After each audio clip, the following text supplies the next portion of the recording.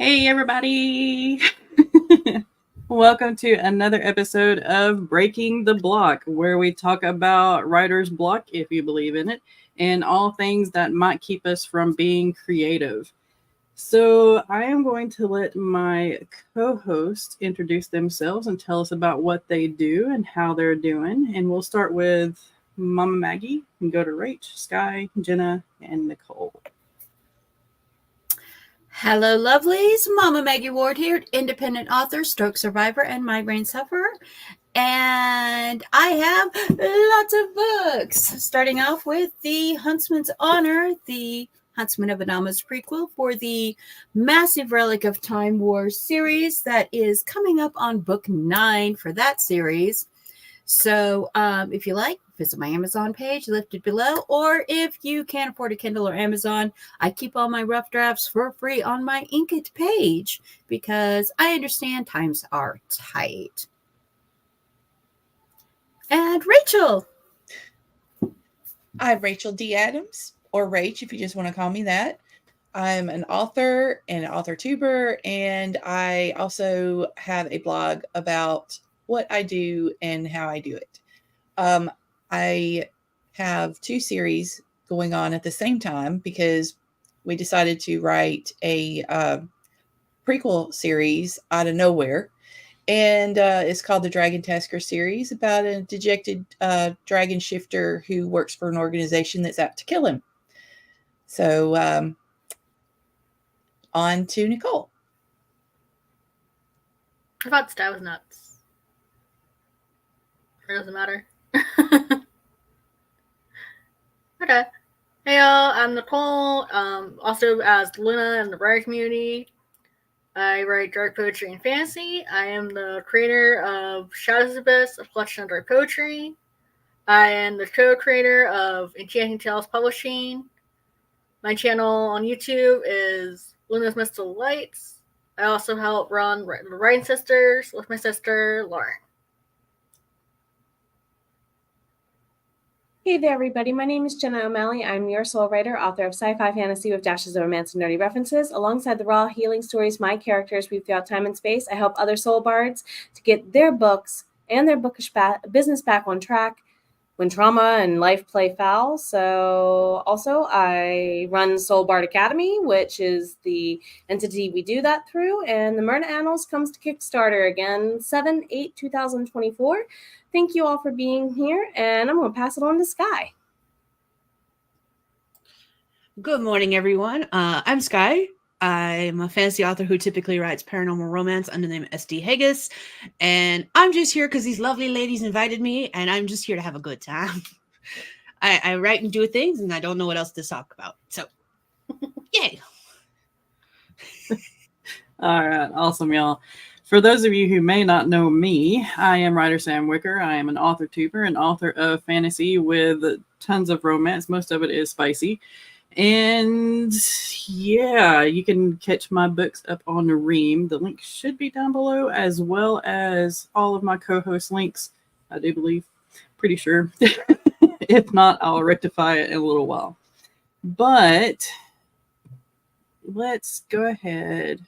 Let's get into a question, shall we? Let's do this one because it seems appropriate for the week that we've kind of all been having. Do you write best when emotions are high or when it's calm? Anybody want to jump in?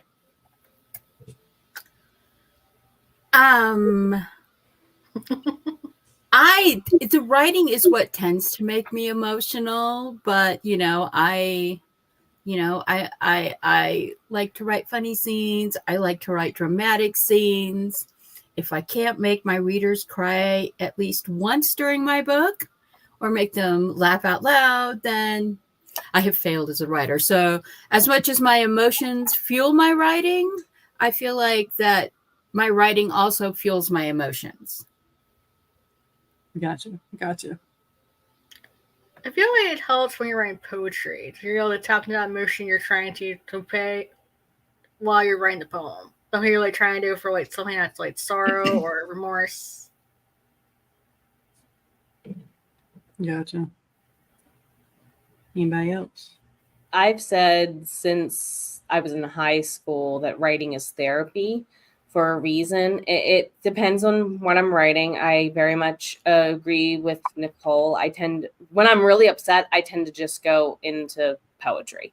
Just that's what it brain dumps as automatically for me most times. But I don't know, Bjorn. What kind of mood am I in when I write you? Because you a jerk. Just saying.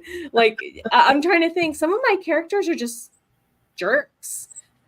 Maybe on those days I leaned into them more? Question mark. Like if I needed a secondary character to say something. Bjorn is a jerk. He needs a chew bone or something. He needs something to chew on besides everyone around him. Yeah. It's okay. He has 13 kids eventually. He'll be fine. He'll be well occupied. Oh, so he gets punished.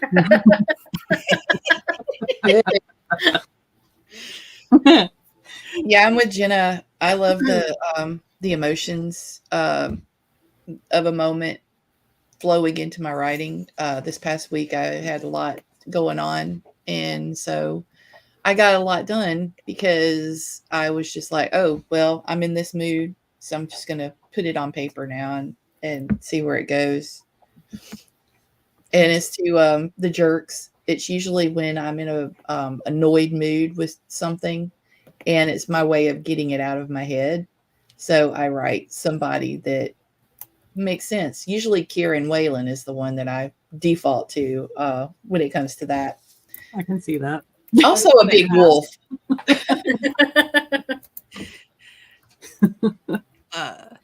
I agree on the point that the writing usually tends to become therapy. I don't do poetry, guys. I'm sorry.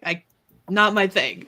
But at the same time, I could tell like when my moods are getting worse because all of a sudden I start writing and it's just instantly better. I don't know why. It's just magic that way. I tend to, before I found the magic of medication to help with my depression, whenever my depression was really, really high, like a 10 out of 1 through 10, I wrote some of my best work. I mean, I wouldn't even have to go back and edit it. I mean, it was just kind of chef's kiss kind of thing.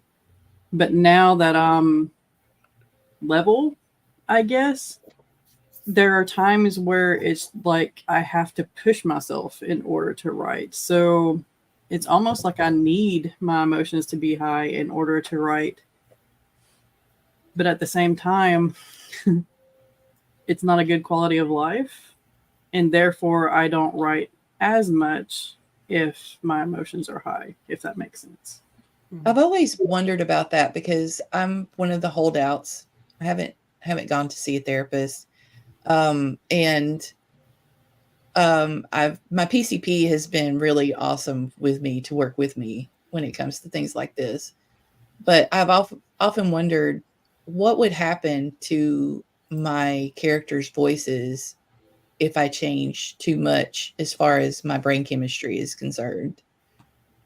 I stopped writing for a long time because I was on medication for my PTSD, and I didn't start writing again until 2020 kind of caused me to not be able to get a refill, and I had to come off of it. So you got to be very careful with how certain medications play with your body, because just because it works, like, for example, if you take a legit like serotonin based antidepressant, it might be great for you, but for me, they give me anxiety attacks, so they had to take me off of them. So be very careful. You have to figure out where the balance is for you. And we're all here because we love writing. We're writers. We love writing. I know that for a time, because I am a slow cycle bipolar, and when I was growing up, I would have a manic that would last 3 or 4 months. And then I would slope down over 5 to 6 months into a depression that would last 3 or 4 months. And they tried me on different kinds of medications, and it tended to make because of I also am hypomanic and have OCD, it tended to make my world gray. Oh, It leveled me out, but the thing is you need to ask yourself is, what is the better balance for your mental health, your creativity? We all love writing, but if being in a place that is harming to you,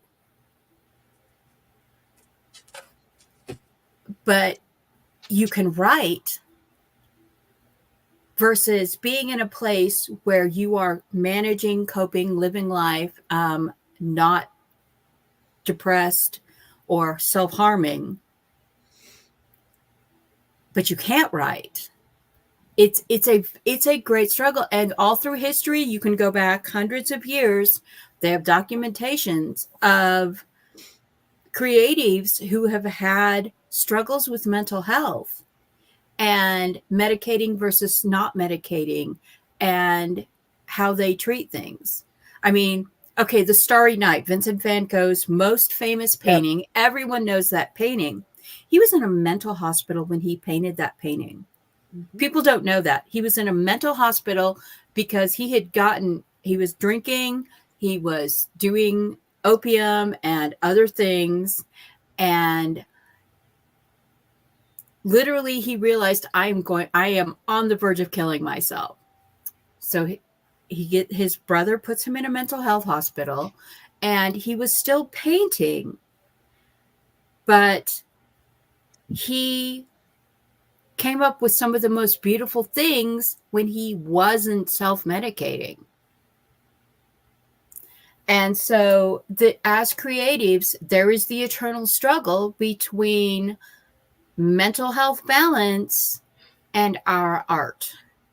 And you might only need I'm sorry to interrupt. You might only need the treatment for a little bit just to get you back on track, depending on what you have and how your body systems all respond to the meds too. Yeah, that's what I've noticed. Growing up, I only did treatment when I was on the bottom, and not for every down phase. I set myself up with rules to do, and it's like one of those things you have to be willful enough to get out of bed, breathe in and out all day long, do your task in this order. And that's not something everyone can do. And fortunately, OCD goal brain makes me do things according to the list. But it's the balance between the creative life and the mental health life is one that every artist, every author, every musician has to find for themselves, because you don't want to be the one that, oh, it's so sad they died so young, or they died before they finished their great work. And we're not going to solve that here today, other than encourage people to do what you feel is best for your creativity and your mental health balance. Exactly. And this is why I'm glad. This is why I'm glad a lot of Eastern Asian blend of medicines coming in. Do your yoga, but also take your meds. And I'm like, actually, that makes more sense to me than not. Mm-hmm. Mm-hmm. Yeah, there are tools out there for you to reach for and to use if you need them. Otherwise, if you find therapy through writing, find therapy through yoga, or whatever it is that you do, then do that until you find go yourself. Outside and sit by your beehive. Yeah, there you go. Take your dog for a walk. Yeah, garden a little bit. But yeah, there are different medications out there. You talk with your doctor to find the one that works for you and works well with your body and your body chemistry. But otherwise, if writing is your gig or painting, then yeah, that's the best therapy. Andy joined us. Hello, hello, hello. All right. So, anybody have any problems that they want to talk over? Are y'all having any blocks this week? I am. Go ahead, Nicole. So I mentioned in one of Jenna's friends I started working on a new novella where the main character is blind, and I keep hesitating and rewriting the first chapter because it's like that double-edged sword. It's like being blind myself, I know how I want to see it, but then at the same time, not sure how to show it on the page.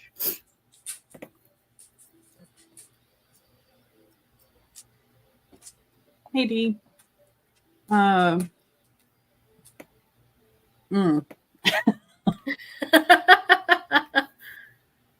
So with that one, because y'all know I've had problems starting the epic, which is my actual book baby, other than the other ones that I have planned. And that's just fear. I know it's just fear, because those characters are, like I say, my babies. They are the ones that have been with me the longest. So is it coming from fear of writing it by yourself, or is it just because you haven't found that good starting sentence, that starting point? I think it's just a starting point. So it's based off a mod I actually played in game. Well, I have the story in my head. I know how to do it. But then it's like, how do I show this character without showing like visual aspects that most people have in their stories?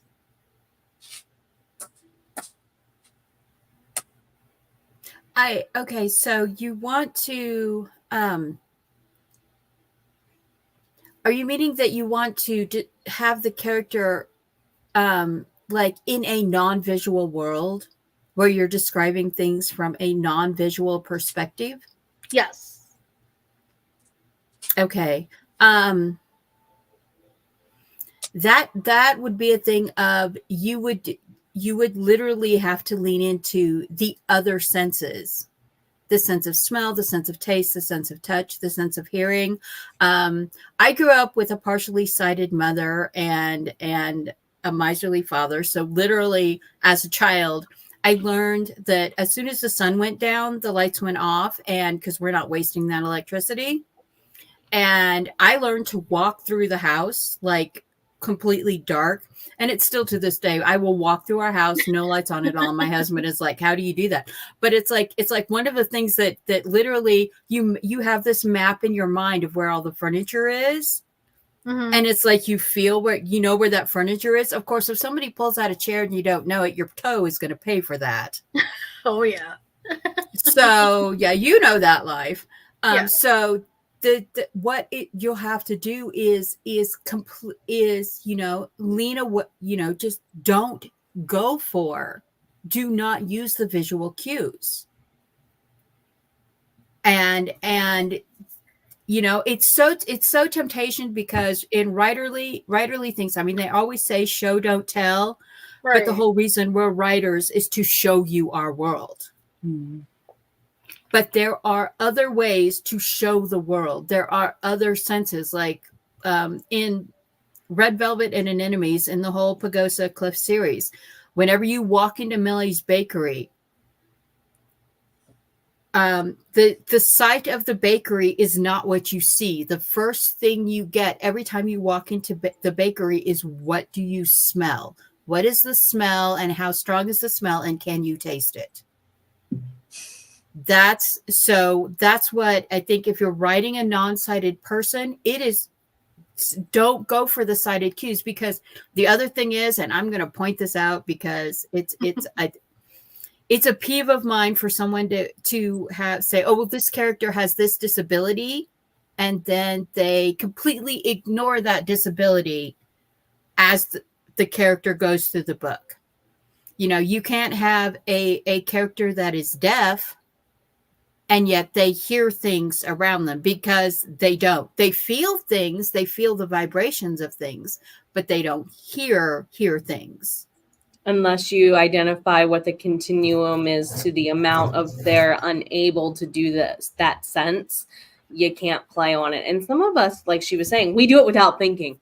Mm-hmm. We're just brain dumping, and this is where sensitivity readers. Yeah, sensitivity readers, beta readers. editors, point out if I step out of what you think as a reader interrupts this condition for this character. And I don't think that has to apply to just a disability, i.e., if you have a character who swears off, say they're celibate, for example, you really need to make sure if they have a naughty thought, they're like, no, bad, to back it up, unless they're recovering from the thing. When you asked your question, I'm kind of reminded of the older woman character from Nausicaa, Ghibli. And there's only one time in the whole movie she asks the children at the end, tell me what you see. If you drop that once or twice at just crucial moments, the power of somebody else's dialogue will lean you into showing it while someone's telling it. Does that make sense? Because as cinema therapy says, if you can get someone to do it in a paragraph, do it in a paragraph if that's the shortest. If they can say it in 3 words, that's the shortest. If you can have Vision pick up Mjolnir, you know all about him and he didn't say a word. And that's the easiest way to do it. Do it. So if dialogue is going to be your vehicle, use it at least once or twice, but use it sparingly. When I wrote Christian Evansworth, he's blind, and I had to come from a place of my grandmother, how she saw the world but not saw the world. So the way I did it was I really, really focused on the setting, where he was, who was around him, and those senses that he could figure out. His sense of smell, his hearing. He really, really the hearing part, because he's a vampire, really, really shined through. And I believe it came. I mean, it's not in any published work yet, but I believe that that's how I did it.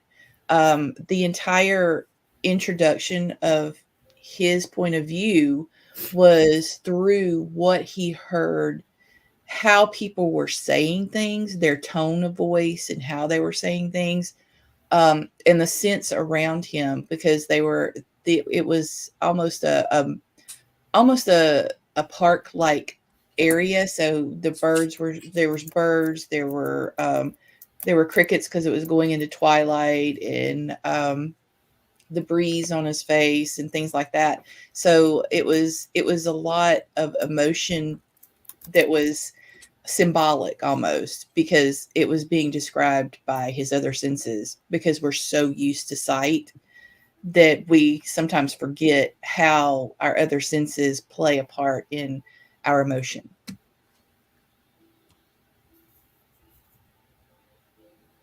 Did that help? It did. It's hard transferring to when you're used to writing, having visual scenery, all that. It's hard to switch it off while you're writing it. That's all, I believe that you're going to be the best person to do that. Sorry, Jenna, go ahead. No, I was going to say pretty much the same thing. So, all right. So anybody else up here on screen dealing with a block that you want to talk about?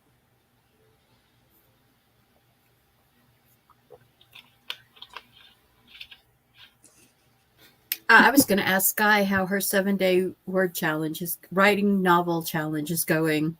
Yep. It's going good. I restarted on a story, and I was fully prepared today to come and say I have a problem, but honestly, I fixed it last night, so I don't. Well, you want to share what the problem was and how you fixed it, and maybe that can help somebody that's rewatching this or. So it was one of those cases where I was looking at it and I was like, I know there's something wrong with this, but I don't know what. And I had to take a step back. And because this is a part of a writing challenge, I was I was mad at myself for not going forward with it. But when I finally forced myself to take a step back and take a look at it, I realized that there was things going on in the story that just didn't make sense. And I actually talked about it in my live stream yesterday, because that was when part of the epiphany occurred. I had a story taking place during the winter solstice, and yet these characters were at a construction site, an active construction site. And I'm like, this doesn't make sense. It's the middle of winter. There's 3 feet of snow on the ground. They're not going to be doing construction outside. Not where I live, at least. And once I realized that I had that conflicting interest going on, it did help snowball other things that I was making realizations on, of things that just couldn't occur based on the time period. Because it's summer here, my mind was stuck in it's warm outside, even though the story took place during the winter. And that's one of the things I'm having to keep reminding myself of, is that this story takes place during the winter. I have to act like it's winter and keep in mind wintry things. So your story has seasonal affective disorder? Yes, it does. Very much does. Or me. One of the two.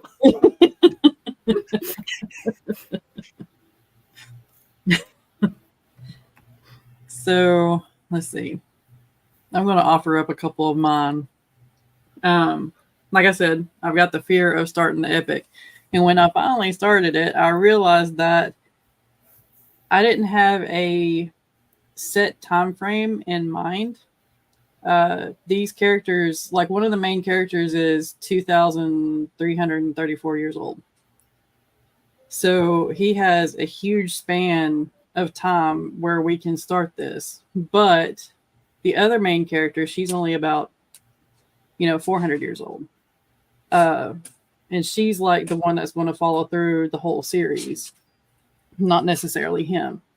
So my block was trying to figure out where to start the story.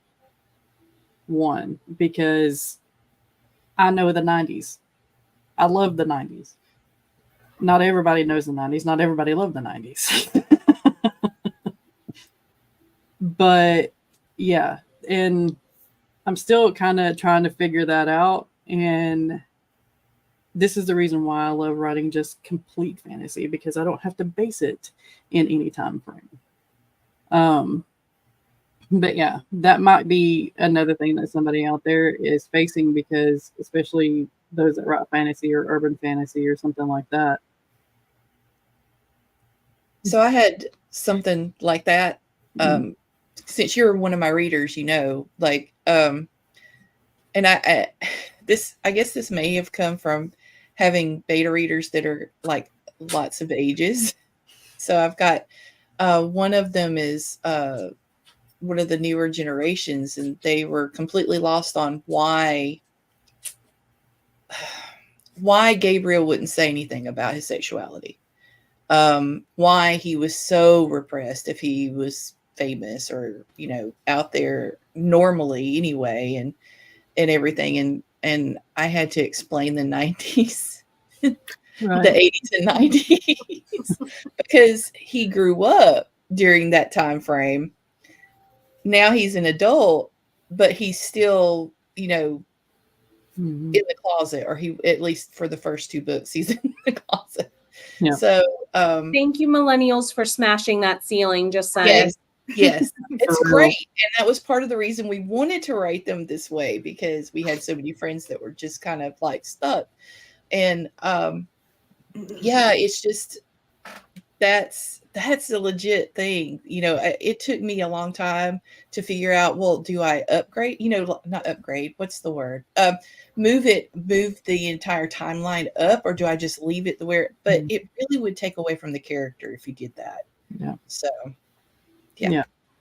Yeah, like I feel like a lot of people have that problem with figuring out what time period, what genre your book should be in.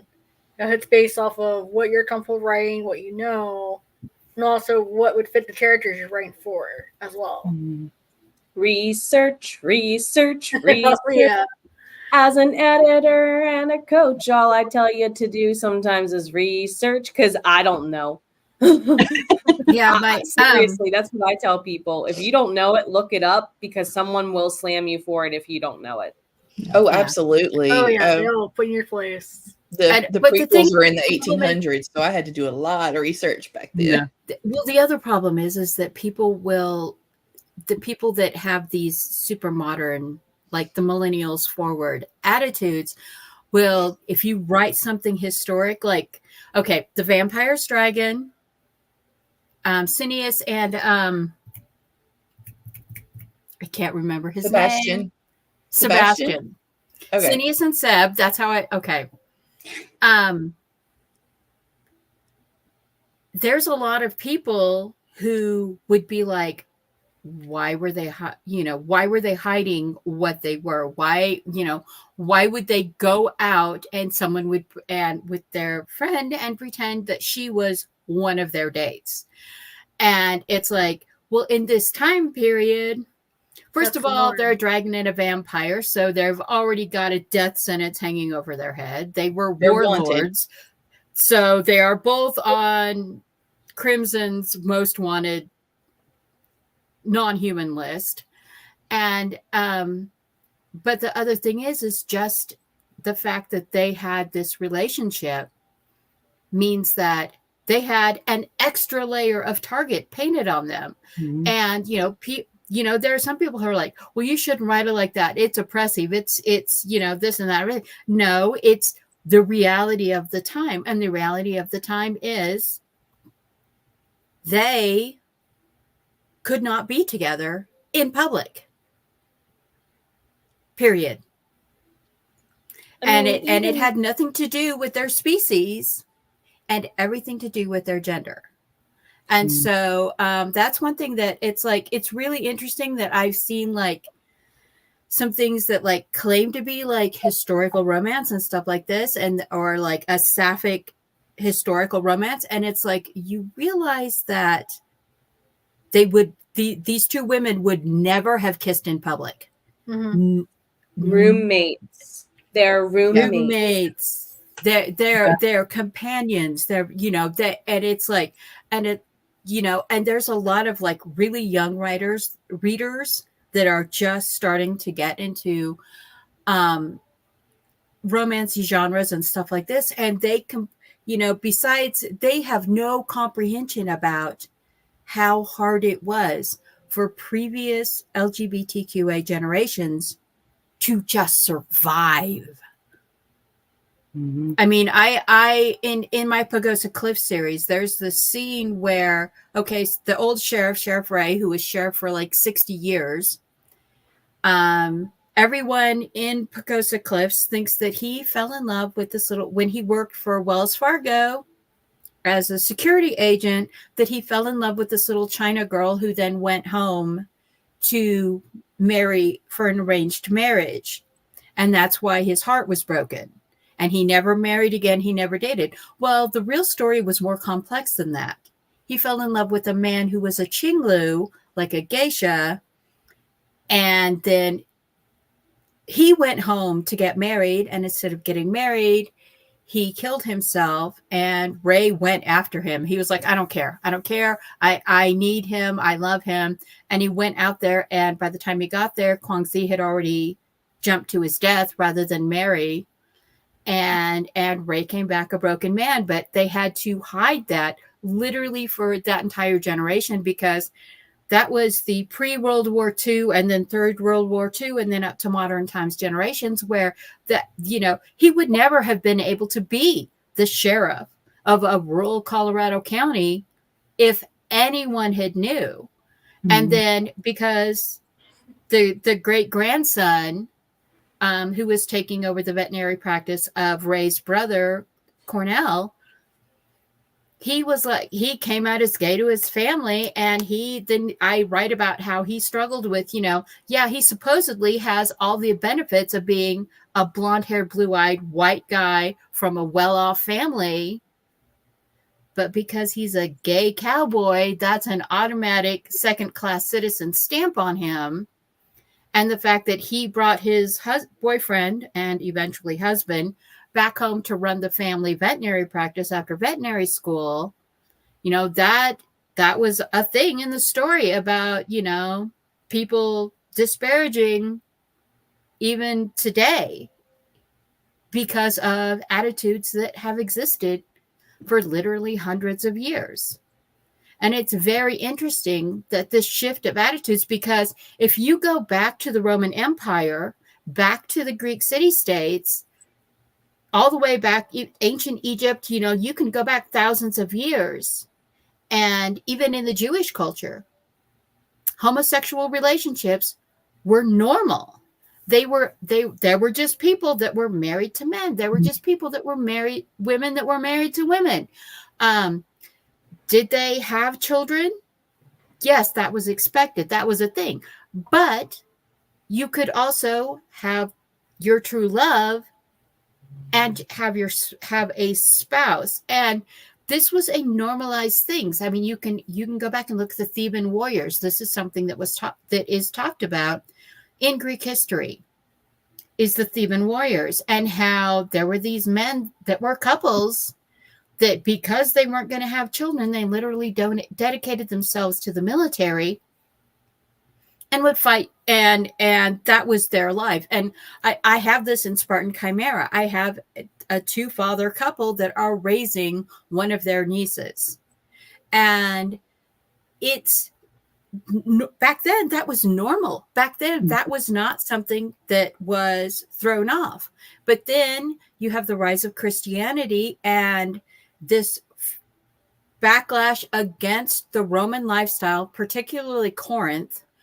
And then we end up with literally 1700 years, 17 centuries where gay bad.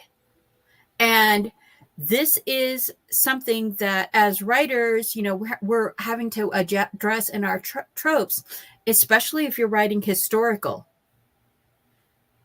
that what was once normal, then became taboo, is now becoming accepted again.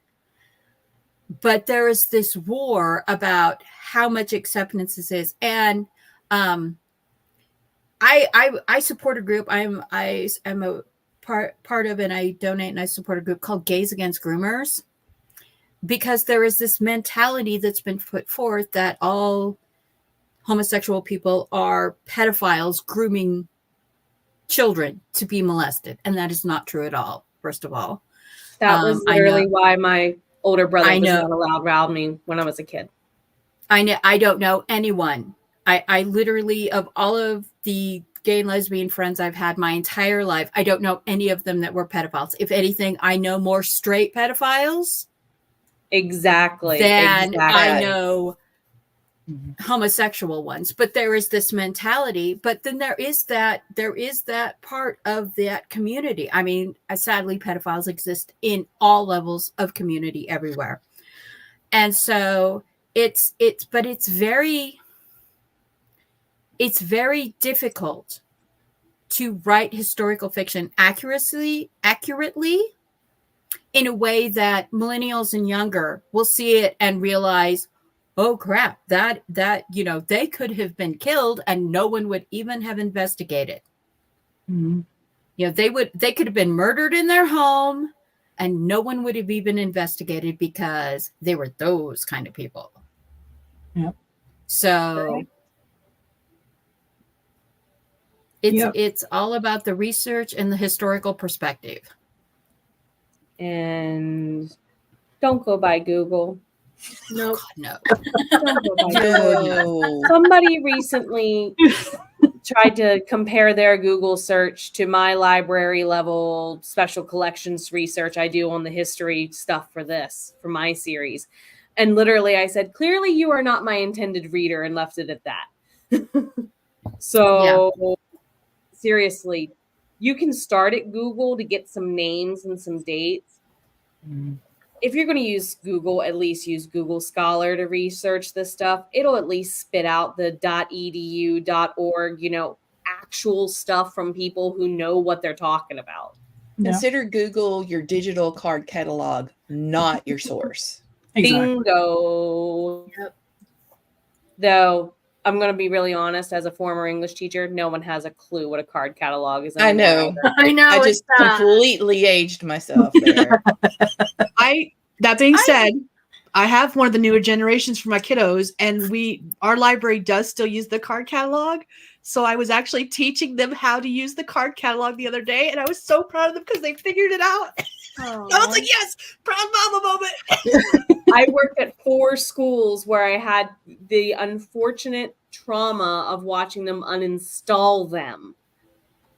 Yes. And I'm like, if only I had the $100 to buy the actual like wooden drawer system, because the organization. See, our school, the librarian refused to take out the card catalog because we do have power outages, so you can't like use the. And so, but she made all of the kids learn how to find the Dewey Decimal System and how to use that. And it's like, I'm like, that's a lost art. Yeah, it is. I saw one in an antique shop and I almost cried over it. And I'm like, really? I would so want to buy that. I'd be like, hey, I need money. Let me set up an account so that we can go get this. Seriously, you just started like a book box type situation, organizing all the stickers, and you could just pull out what you needed. That's what I would want it for. Yeah. I definitely need it because I mean, y'all see the chaos over here. So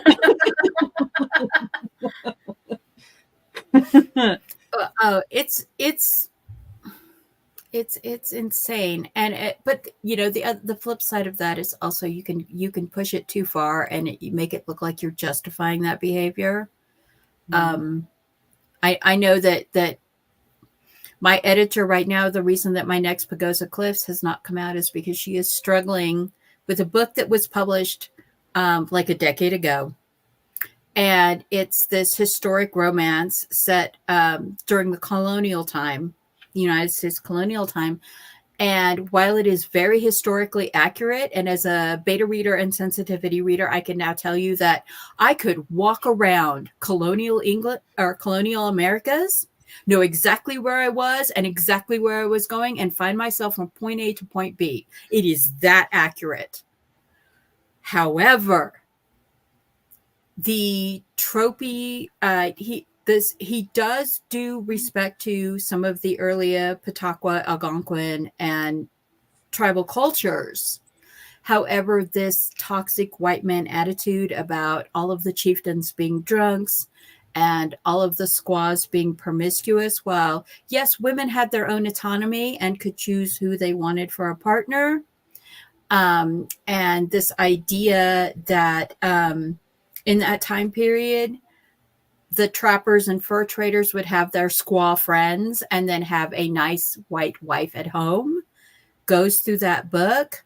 Unfortunately, a lot of the language now and just these toxic native tropes that didn't really exist are all through the book. They're all sprinkled through the book. And that's the bias of history that is recorded from that time, unfortunately. But I'm like, good luck with the rewrites on this. Yeah, there's going to be a lot of problems if he tries to publish it now. Because he's trying to do the relaunch of it, and I'm like, yeah, all the love, all the I mean, yeah. Think about the tartines we all grew up with that now you can't have them shown anywhere. How people would react to them. And that's going to happen. Anything you put out, people are going to react to. Yeah. I got jumped on for having an age gap romance between a semi-immortal and a human that had been changed into a semi-immortal. And I was like, but you have to understand that when they first met in the timeline, she was time traveling and literally, mentally, emotionally, and spiritually, they were the same age when they met. He was a father with 2 boys, and she was a widow who had just lost her 2 sons. And so they were the same age when they met. But because she was jumping through time, by the time they were reunited, he was like 3,500 years older. So that happens to the age gap. And they were like, oh, age gaps are so cringy, blah, blah, blah. And I'm like, it's like a 30-year-old marrying a 50-year-old. But they both met when they were 25. So. Yeah. That's Yeah, I'm something going to that's run into mentioned. that. Oh, go ahead. Sorry. That was something that was mentioned to me because anytime you're dealing with very old creatures, you've got to come up with a way of explaining it. With my dragons, they tend to have kindred bonds with their loves, and they tend to age with them. Like they have enough of a bond that their human body will actually age with the other character.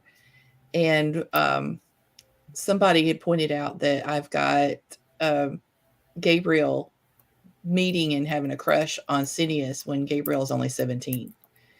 And I'm like, yeah, and Sidious stayed away and didn't want anything to do with him at all until, well, he really didn't want to have anything to do with him at all there for most of the Be story. honest. Yeah, he didn't. He was like, until after he's 29 is when this story actually starts up again, is their story starts. So I was like, that's definitely something that people have issue with, that we would never, or at least I never thought about it, coming from reading Anne Rice and some of the other Christopher Golden, even some of the stuff in fantasy, Lord of the Rings and everything else. Is like, well, they may be that way. They may be thousands of years apart, but the maturity level and just because a dragon's 1,000 years doesn't mean he's 1,000 years old in human maturity. Right. He is definitely not. If you read Sidious, you know that. So yeah, that was something that kind of stuck. I had a block on that for a while because I did have like 2 different people come to me about it and was like, that doesn't, that's kind of hinky. Are you sure you want to put that in there? And I'm like, again, if I took it out, I think it would change the way that the characters interacted with each other. And it also, in book 3, is brought up even more as something that has kept them apart rather than together all this time, because Sidious has let humanity dictate things about him instead of remembering who he is all this time. So I had to really, really do a deep dive, because that was one of my blocks was, do I do this? Do I not do this? Do I change it? That'll mean redoing the first book. What do I do? Yeah. For the longest, oh, go ahead. You go ahead. For the longest, with my epic, because Andy is so old, he's the 2000 plus whatever, he found a child in a village that he destroyed. And he took the child for his. But then the child grew up and she was like, I don't want you to be daddy anymore, kind of thing. And then grooming became an issue. It's always been an issue, but it became more into the light. And it's like, I really need to change this. Because I don't want to paint Andy in a bad light, because he's actually one of the good guys. I mean, he's had issues, he may or may not have been Jack the Ripper, but, it just, that in of itself kind of threw a wrench in it too. And it's like, how do I change this to where they still have that bond? And Dylan, his son, is still created, because Dylan plays a big part. So it's like, okay, Dylan's just going to be somebody else's kid. And, Dylan could be another foundling. No. Yeah. Well, yeah. Andy's not too keen on changing. Yeah. Yeah. Yeah, it's an issue. It's like, and this is one thing that I actually in Relic of Time Wars I have to deal with, because the Ethereans and the humans are intermarrying. They have been for many generations, like thousands and thousands of years. Karstein actually ends up with a quarter human son who like lives for 1,000 years, and his children live for like 200 years. So it's kind of like from the Lord of the Rings, Aragon. It's kind of that thing where they are longer lived than normal humans, but they still age and die. And so there's that thing. And because there's a couple of characters that are human characters that are dating Ethereans. Two of them actually have a discussion about what is it going to be like, when our husbands still look like hot 20-somethings and we're like decrepit 90-year-olds. What is this going to be like? And the one she's like, my children could live for 1,000 years. Are they even going to remember me a decade after my death? And this is the struggle they face of, I'm dating someone. How do you become okay marrying someone that will live longer than your civilization existed? Because people that are half or quarter Etherean can live 4,000 or 5,000 years. People that are full Etherean can live like 11,000 years. So how do you become okay with, you're both adults, but how do you become okay with marrying someone, loving someone who will live longer than the pyramids have existed? So that's an issue. And it's been very interesting, because there's a place where Karstein, he says this often. He says, immortality sucks. I've lost more friends to old age than I've lost to war. And that's an immense statement. And there's the character Daisy, who was hidden as a human to keep her safe. She grows up a normal human life until she's like 26, 27 years old. And then she gets mortally wounded. They put her in a healing sarcophagus for the 3,000-year trip back to Etheria. And the healing sarcophagus removes all her human DNA. And she wakes up as an Etherian, because she had mostly Etherian DNA, but it had been enchanted to hide what she really was. So, and she says, like, through the whole series, she's like, I wish I had never been changed. Being immortal sucks, because she is leaving her family behind. Mm-hmm. Like she is going to have to watch all of her family grow old and die. And their children and their grandchildren and their great-grandchildren. And it's there was a character, I can't remember her name. She was one of Anne Rice's characters, but she was the servant of Queen Nefertiti, and she kept her family lineage alive all the way down until there was only one person left. Thousands of years of just guarding this one, her lifeline, until there was one left, and then her granddaughter was made into a vampire. And it's like, how do you become okay with not only like being married to someone who will outlive, but if you're one of these immortals and you're loving a human, and we get this much time. My life is this long. I get this much time with the person that I love. And it has become this thing in Etherean culture, as that when they were living on Terra Earth, and then later after the harvest of Terra Earth, they have this mentality of, we are grateful for the time we are given, because like in this kind of supernatural age gap thing, the immortals, the semi-immortals, have to be okay with the time that they're given, because they know it's this much in the span of their lifetime. And that's something you see in Cineas. Cineas is very jaded about all the people who have died. Yeah. A show that you can watch that kind of deals with someone being 1,000 years old and having to deal with mortals is Frieren. After Journey's End, yeah, it's an anime, but it is gorgeous, and it deals with this topic very well, I feel, because it shows the emotion or lack thereof that an immortal has, and having to teach oneself to actually care about things and not be jaded. But I'm gonna be. Oh, go ahead. I'm gonna also age myself again and say Highlander.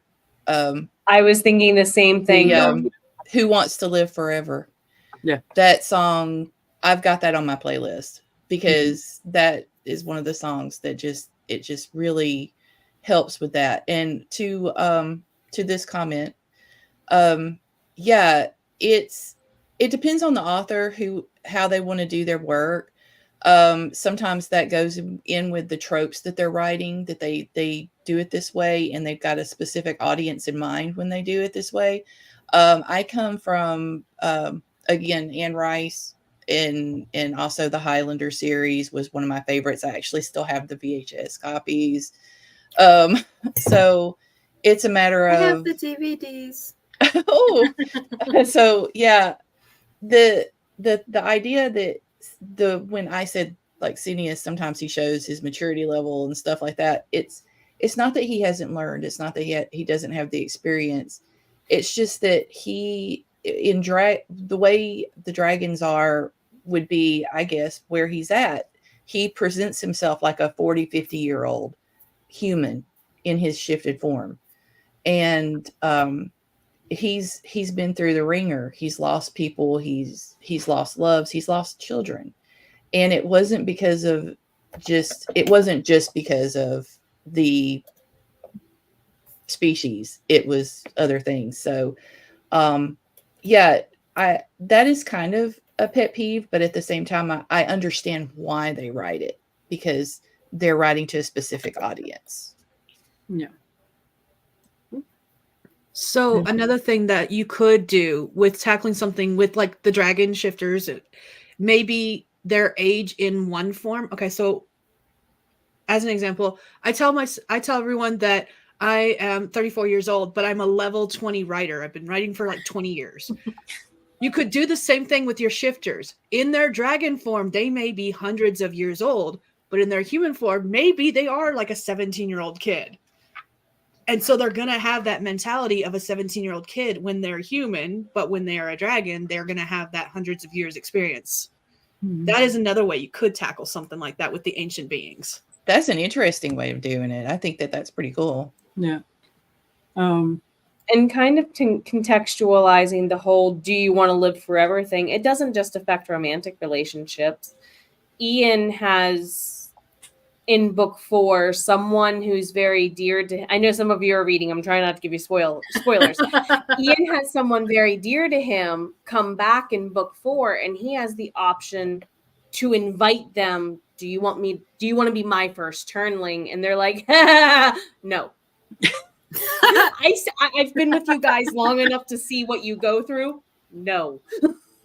And writing that felt... I said, I know I'm going to get flack for this because people are going to want to see these two people back together. But the character was emphatic and said, this is not my style. This is not who I am.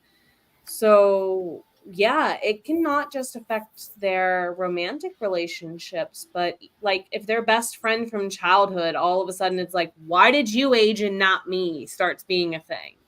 Those conversations come up, and it's almost, even to me, more realistic to pin it in those relationships than in a romantic one, especially if you have the whole soulmate, fated mate, star-crossed lover stuff going on. Well, not only that, but also the like mentality too. Like there's some instances, like for us, you're hunted with 2, where you have the immortal, your turn or accidentally turn someone, you're like, I wish I could take that back. I regret my choice because no one deserves to have this life. Type reaction. A reader contextualized it like you're collapsing 100 years into the passing of a year for some of these people when they turn from human to immortal. It's not that time moves faster. Their relationship to time is way different than ours. So yeah, a century might seem like a year to them, a blink of an eye. Yeah. I know that one of the things with writing Relic of Time is that my stroke and the fact that I no longer track time, my brain literally just I no longer have a concept of time passing, because there's like part of my brain that's like, oh, my stroke was just like a year or two ago. No, my stroke was 8 years ago. The 80s were longer 9 than years 10, ago. 20 years ago, guys. I know. And it's so weird though. And it's actually helped me write. How dare you? It's actually helped me write this lack of perception of time, because my semi-immortals, they really don't have this. And it's like, it's one thing of, it's like one day Daisy looks at her older foster sister and she's got gray in her hair, and her husband has gray in his beard, and she realizes how old they've gotten, while she, now that she's an Etherean, she has not aged a day. And it's like that is a kind of trauma that it's I think that a lot of people writing immortals, some writers, they just ignore it completely, of like, oh yay, we're immortal, we get to live forever. But like Rach was pointing out, it's that Highlander syndrome. It's, who wants to live forever? Because it would suck. See, mine kind of has it sucks living forever, but at the same time, there's 11 siblings. They're all immortal. And Andy, for one, he's tired of cleaning up after them. He's like, y'all need to die. Y'all need to do something. Y'all need to go away. I need to die. So, and that's where I hope that the comedy will come in my books, is because he's like, God, I've dealt with you for 3,000 years. Just go away. Okay, we've had hampers for 400 years. Put your socks in it, not on it. I dare say, lovelies, you're annoying me again. Yeah. And he's got one brother, Christian, who has literally holed himself up in the library. He has not come out. And he reads every book that has been thrown at him. But he's like, what is the real word? I don't know what the real word is. I'm going to come back into the library. Thank you. Bye. It's a coping mechanism. Yeah, exactly. So yeah. Immortals are tough to write. That's period. Just period. They will make you challenge every human notion you have. That is for sure. Oh yeah. Yeah. All right. So let's get into maybe this question right here. Skye, are you good on time? Oh yeah. Okay. All right. I like Nina's comment about being an immortal in an age of electronic identification. Yeah. Sirius something hates my it. mortals have to deal with, is because the age of technology has grown so much. They're like, how do we hide ourselves away? And I do like how that is tackled in Patricia Briggs's Mercedes Thompson series, where the werewolves bring themselves forward because technology has developed so much, and they're like, well, we're not gonna be able to hide forever, let's bring ourselves into the light in a good way so that we're not pictured in a bad way. Yeah, exactly. That's why I like J.R. Ward's vampires being slight vigilantes without intending to. Like, there's a hotline, you can get a hold of them and everything, and I'm like, that's actually really clever. That's a smart idea. It is. It really is. But yeah. All right. Marketing. Just gonna say it now. Marketing, Sam. What? We're just gonna all probably say it now. Marketing, Sam. Marketing. Marketing with formatting close behind. Yes. Yes. Very much. Very much. I love formatting. What are you talking about? Will you format mine if I pay you? Yes. I love formatting. We're all looking at Jenna. Yeah. My worst part is always probably going to be the end. I'm fine with the middle. It's always the end because the end just, I don't know, it tears me apart. It's like, no, I don't want to let you go.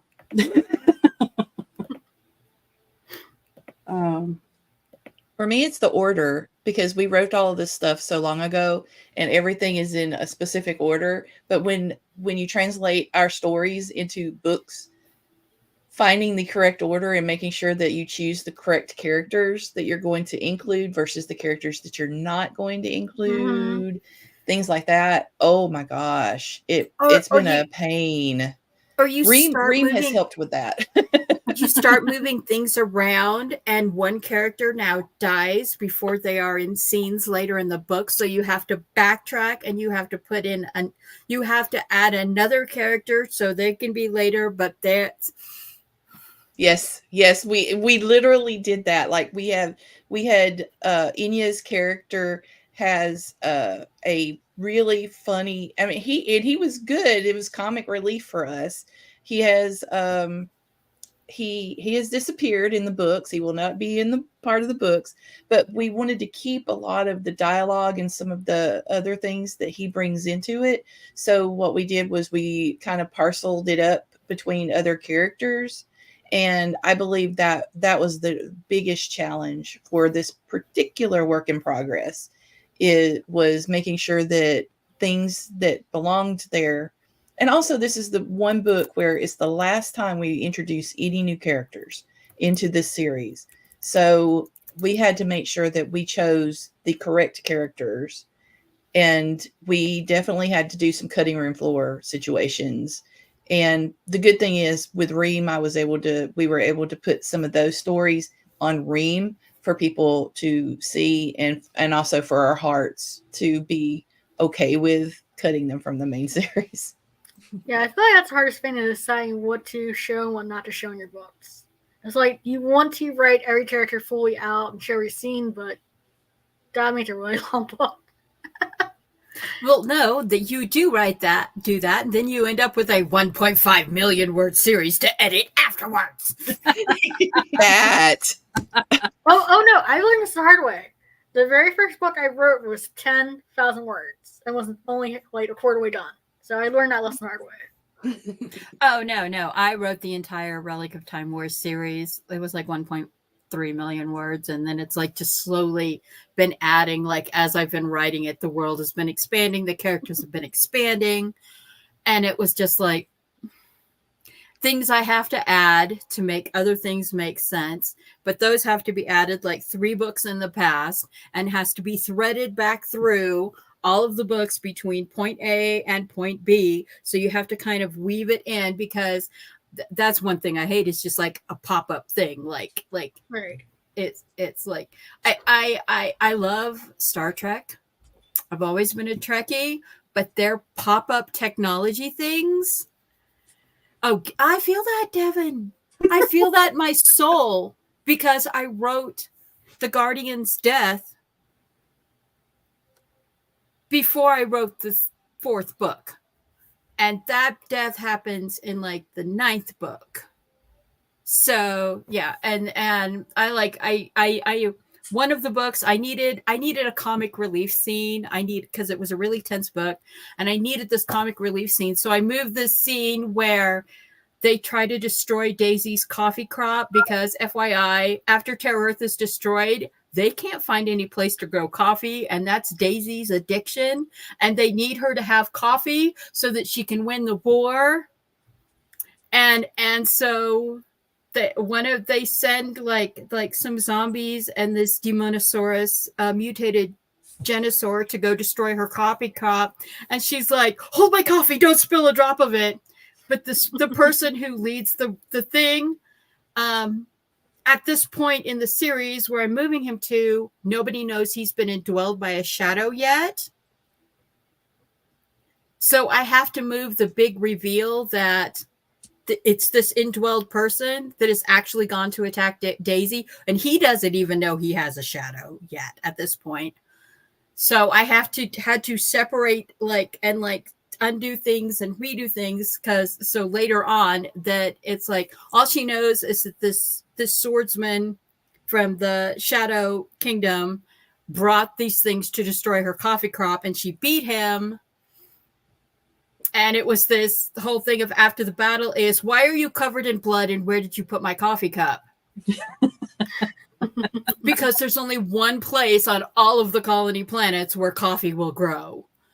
And so it is Tetris for authors. Yep. And especially when you've got the series written out and then you have to move scenes, then you have all of these other story elements that you have to track. And I hate editing. I hate editing so much. Same. Very same. I'm No Hero was 360 something thousand words before I split it into 2 books. And then the first book became 250,000 words and I had to cut it down. And now it's sitting at 196,000 words. That's as far as I can go. So yeah, it's awesome. So awesome. Editing loves you. Oh yeah, love editing. And yes, you need to write the fantasy. Just saying. All right. Anybody else got anything? I think for me, rewriting is actually the worst part because I love drafting. Drafting is actually my favorite. But rewriting, it's like, I've already told myself this story once. Now you want me to redo it and change things? Why? Yeah. Yeah, I get that. I like Rita's comment because I totally relate. It's like I am so, my brain wants more from the vampires and then the final book. And I'm in the middle and I'm like, but we have to finish this, Rachel. We have to finish this or the others don't make any sense. And my brain is just like, but the pretty, the shiny.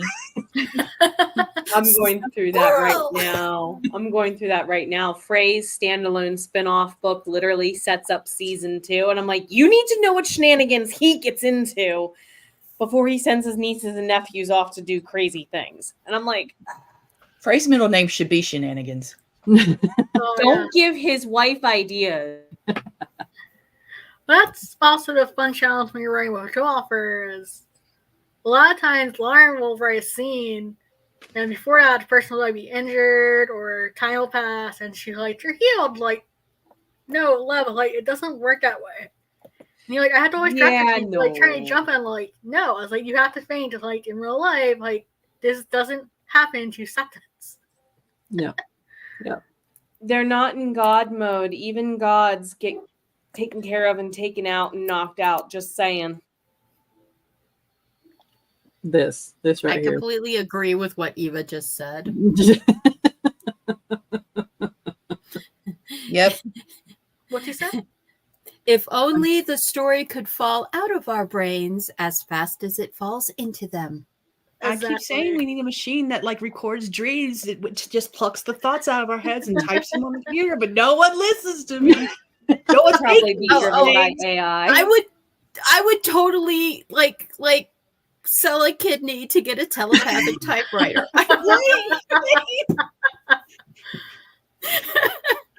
Sell an arm, something. Would be perfection. Yes, definitely.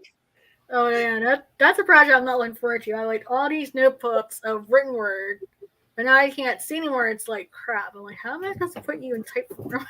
Oh, that's a whole other level because I've got a fantasy that's sitting over here in one of those big notebooks that you get from Barnes and Noble. Mm-hmm.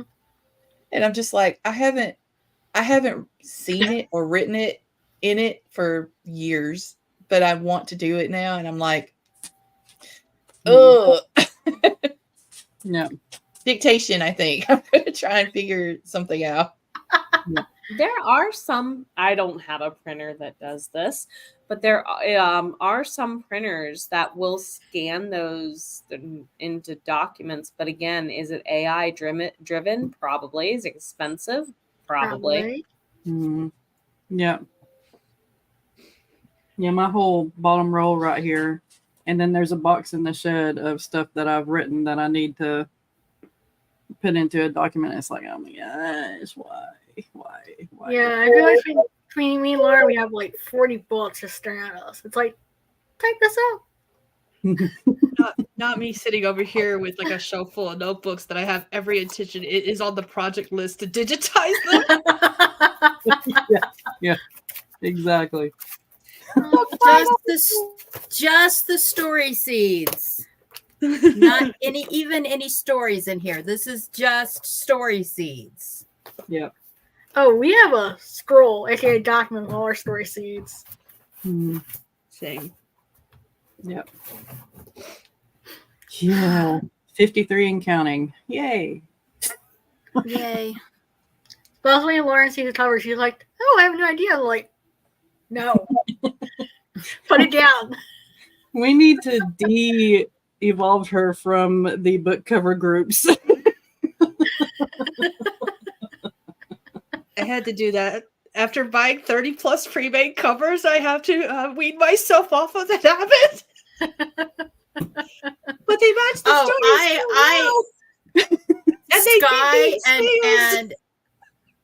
Skye and like 3 other authors I know had a, when I was first starting like writing, and when I was just on Wattpad and Inkit, they were like talking about their cover addiction. And I was like, nope, not going to sign into any of these groups because nope.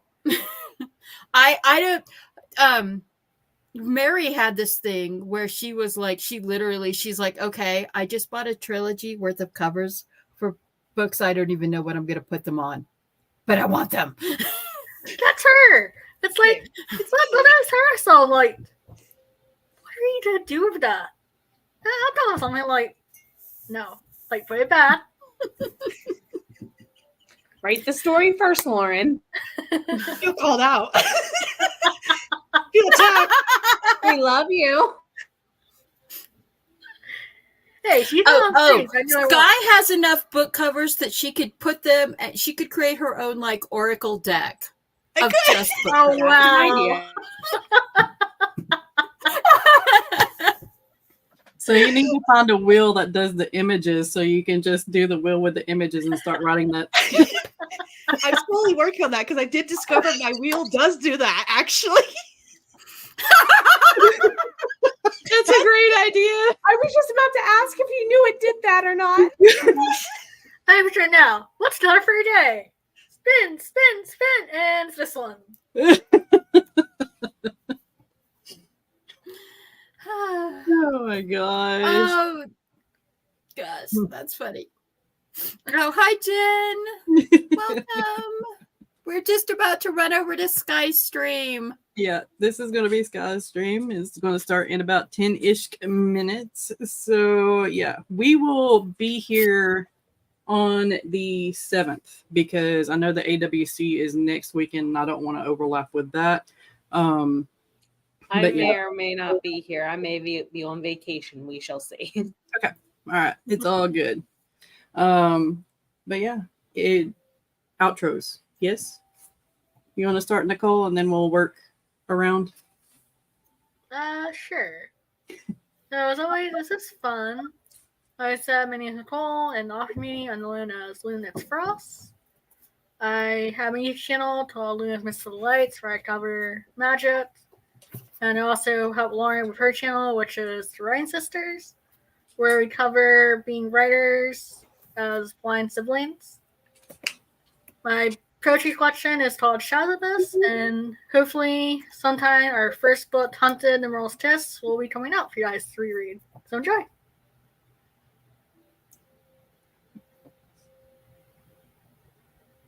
I had someone who would not be quiet. So hello, Moo. My name is Jenna O'Malley. Thank you very much for joining us today. Do feel welcome to hang out with everybody on screen whenever you can. And I actually operate 2 channels. There's Jenna the Soul Writer, which is where a lot of my stuff about writing processes hang out. And if you want to know more about the psychology, metaphysicology, and esotericness and more for writing and more about my coaching, head over to the Soul Bard Collective, where we're doing Writing to Heal later today and helping you get yourself together a little bit better.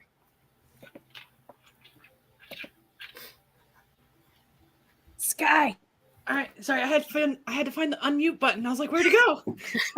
I switched tabs on realizing it. I was like, I'm Skye. I'm a fantasy author who typically writes paranormal romance under the name SD Haggis, and my stream is in about 10-ish minutes now, and I'm going to be writing on a collection of short stories that follow 7 sisters as they meet supernatural beings and fall in love as part of a 7-day book challenge. And yeah, other than that, I have nothing. Thank you for having me. Haha. I'm Rachel D. Adams. If you look me up anywhere else, I write paranormal romance, urban fantasy, and fantasy. I also write author help videos, articles and videos and stuff on Medium and on Substack. So look me up when you can, and thank you for having me. I really enjoy these, and I can't wait for more. I'm Mama Maggie Ward, independent author and stroke survivor and migraine sufferer. And I love doing these. I have so much fun with this. I've got books, The Huntsman of Adama's prequel series. They're going to be 99 cents on Amazon next week. So if you're looking for a fantasy read, the prequel to the entire Relic of Time War series will be available. And I am already waiting in Skye's stream for us to finish. All right, everybody. I am writer Sam Wickler. Blech. I don't even know how to talk anymore, so never mind. Anyway, I am writer Sam Wicker. I am a writer of fantasy with romance and spicy scenes, and we will be doing this hopefully every Sunday after the AWC, unless there's something else that pops up, of course. But yeah, this is a lot of fun. Thank you so much for joining me on this endeavor. It's amazing. Y'all are amazing, and I love you. So yeah, we'll see y'all over in Skye stream. Bye.